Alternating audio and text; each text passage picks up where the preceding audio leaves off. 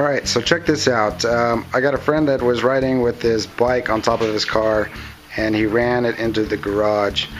Luckily for him, I don't know what kind of rack it was, but anyway, the bike slid back on the rack, and one of the arms holding the bike frame came down and cracked the down tube, and you can see that here.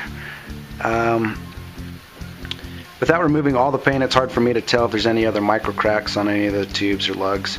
And I told him that if there is potential damage in these areas, that the frame could be potentially deadly, and he's okay with that. So what he's asked me to do is go ahead and just repair this part here. Now, I'm not a professional carbon fiber frame repairman, so I don't have a lot of the tools that the professionals have, like an endoscope, which you would run down into the tubes and view cracks from the inside. There's also a thermal imaging device that they can use, which ties electrodes to the bike. It runs an electrical current through the carbon fiber, which is conductive, and any crack that there is heats up, and they view that on a thermal imager. So the other alternative is to remove all the paint, and he didn't want to do that. So what I'm going to do is I'm just going to repair this section here and see how it goes. The bike still feels pretty solid. It doesn't feel crunchy in any other areas. I checked all over the frame, so pretty sure this is the only damage. So anyway, I'm gonna tape off this part here, and then I'm going to tape off probably down here somewhere. I'm going to try to use acetone to get rid of the paint. If that doesn't work, then I'll have to sand it. But if I can do it without sanding, that's better, because I don't want to ruin any of the carbon fiber that's still good on there. So anyway, I will remove that and come back to it. Alright, here's a good look at this crack that he got in this down tube on this frame. The acetone didn't work, so I had to sand this off. I just used 100 grit on an orbital sander to get it down. This weave pattern that you can see, that's the first layer. You can see a spot right here. So I can put this down. You can see a spot right here. That's where I wore through the top layer, and you can see the unidirectional carbon fiber. It's just gray like that. Don't mistake that for gray paint if you've got it. So I sanded just a little bit too far. It's not going to be a big deal because that's going to get wrapped. I've also exposed enough of this area here where I can make a good solid repair. You want to probably go at least 2 inches from the furthest point of your crack. So on this crack here, it goes to about right here, and then on the top, the crack goes to about right here. Now I realize that there might be a little bit more cracking underneath that I can't see, but I'm going to wrap this clear up into here just in case. So you're going to want to at least go 2 inches, 3. The more you go, the more solid it's going to be. So anyway, keep that in mind. Now I mentioned that there might be a little micro cracking here. When I sanded this off, it looked like it was just a little tiny crack in the paint. I don't see anything on the carbon fiber here. On the other side here, you can see this crack goes down to about here. So now what I need to do is figure out what the thickness of the frame is, and what I mean is the thickness of the tube wall. So what I'm going to do is I'm going to take a spot and just drill a little hole on one of these cracks so I can see about how much carbon fiber they're using. Alright, I got my hole drilled here, and I just used an 1/8 inch drill bit, and it looks like the tube's wall thickness here is about a 32nd of an inch, or 0.75 millimeters. So I'm going to try to match that, or make it even a little bit thicker, the overlap here that we're going to wrap around this tube. One thing to note on these tubes, they're using high modulus carbon fiber. High modulus carbon fiber is stiffer but weaker than standard modulus carbon fiber. It's also harder to find, and it's more expensive if you're going to use it. I'm doing this repair as a favor, so I'm going to be using some standard modulus carbon fiber, which will be plenty strong for this repair. Just giving you an idea what I'm going to be using. I'm going to be using some unidirectional. This by itself is a 32nd of an inch thick. And so I'm going to be wrapping this so that the major bundles run the direction lengthwise of the down tube, and then I'm going to be using this. This is a 4 harness satin weave, which is also a standard modulus. This is 6K, I believe it's 11 ounces per yard, and I'm going to be using that to wrap the unidirectional, so that kind of a support around the unidirectional to help it from splaying out. So I'm going to be using this and this, and I'm probably going to be putting this on a 45, so it runs 45 this way. I mean, you can kind of see that they've done that here. They're probably using more uni in this tube than bidirectional.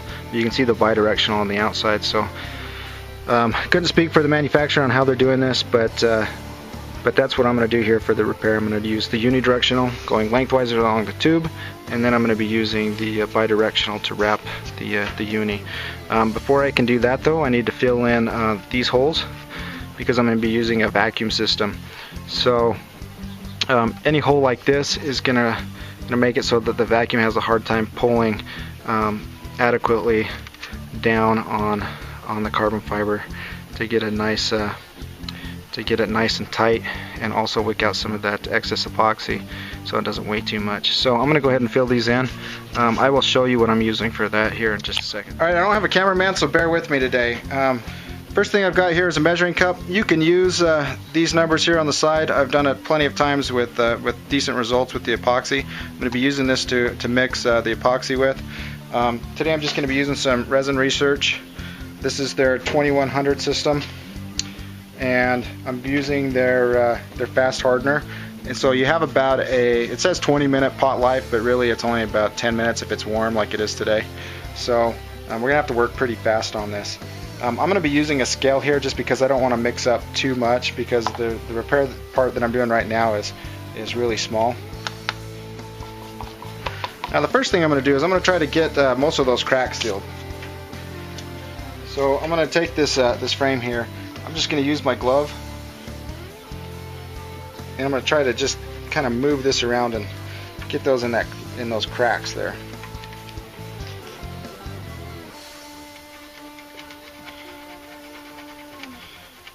Just kind of move it around, squish this a little bit.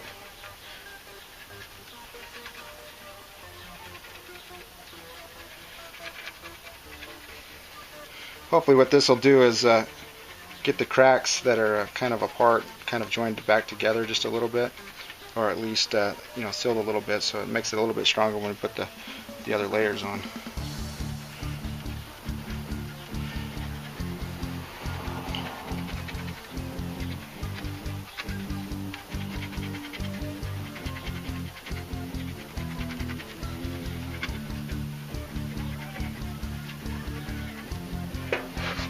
You get other people that say this makes no difference at all. It may not. So now I'm just taking a rag and wiping that off. This is just the excess epoxy that I got on there. This will get another sand here in a minute.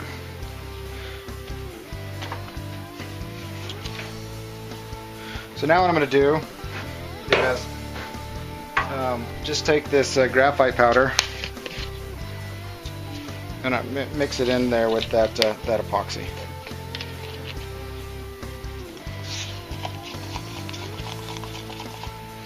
Okay, so that's about right. You can see there it's pretty stiff.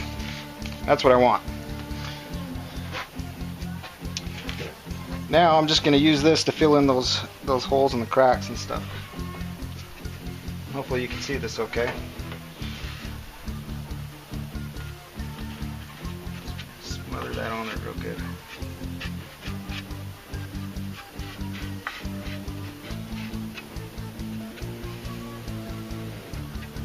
Get it in that hole.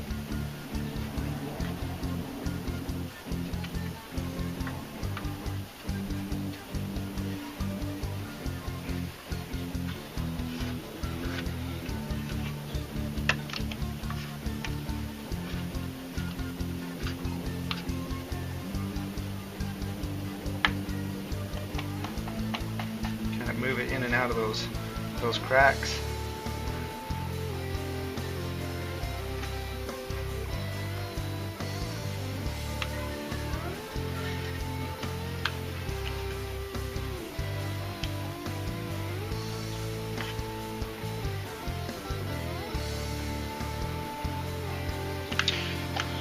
Okay, that's it. You know, I made it a little thicker. I'm going to sand most of that off now. I'm just going to set this out in the sun. It'll probably be ready to sand in probably an hour, maybe 2. So I will go ahead and sand it. I don't think you need to watch me sand it. So I'll let this set up, sand it down, and then I'll update you. Alright, so I let the epoxy and graphite powder mix set up. Took about an hour and a half, 2 hours. You know, so my mom got some lunch. And now I'm back. I went ahead and sanded it down. It didn't take very long to sand, but you can see here where the graphite powder filled in. See if you can see that better there. Oh, there you go. You can see it there on the top, on the side there. So all that's really doing, like I said earlier, is that's helping to keep the air from circulating from the inside of the tube up into my vacuum bag. And so just be careful not to squeeze on that or think that this is structurally strong after adding that glue in there, because it's not. We have to add the carbon fiber. So what I'm going to do to get the carbon fiber ready is I'm going to be using a pre-preg that I make myself. I'm going to use this piece of paper and I'm going to drop a template. Basically I'm going to wrap this tube, and you know, I got to account for the hole here, and I'm going to wrap it and then cut it out in the shape that I need the carbon fiber to be cut out in. So I will go ahead and do that real quick, and then I will show you.